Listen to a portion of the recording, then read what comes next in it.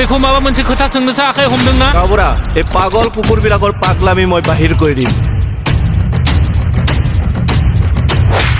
बे फैसालिनि आखलखौ बोरैबाबा सेंग्रा बोरायग्रा बायदि नुखायो आं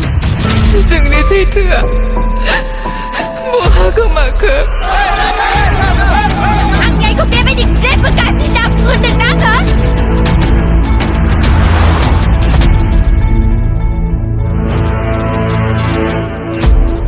खुलुमनाय बावहरबाय आंनि मुङा मुस्रि मुलुग बर'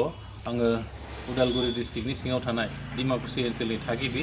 थांनाय 2024 मायथाइयावहाय आङो गाब गैयै जायख्लं मुंनि मोनसे बर' समाजारि सावथुनखौ आङो प्रडिउस खालामदोंमोन बे सावथुनखौ नोंथांमोना जोबोरैनो अनसायदोंमोन दासिमबो सम सम जोंनि बे सावथुनखौ माखासे गामिनि कमिटिफ्रा लांनानै दासिमबो अनसायगासिनो नायगासिनो बेनि थाखाय आङो नोंथांमोननिसिम आंनि गोसो गोरबोनिफ्राय अननाय आरो सिबिनायखौ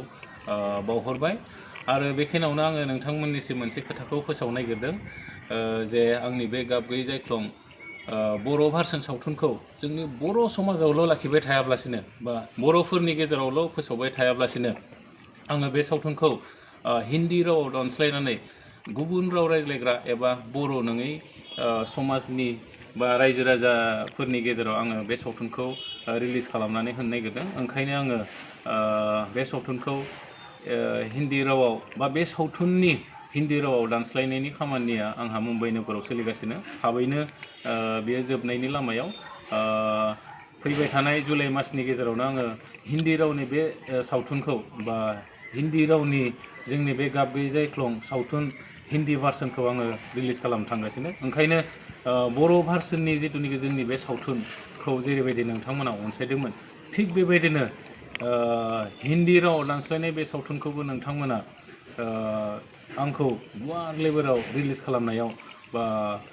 गोसार होनायाव नोंथांमोना मदद खालामो बेनि थाखाय आं नोंथांमोनखौ गुरै खावलायहरबाय एसेनोसै गोजोन्थों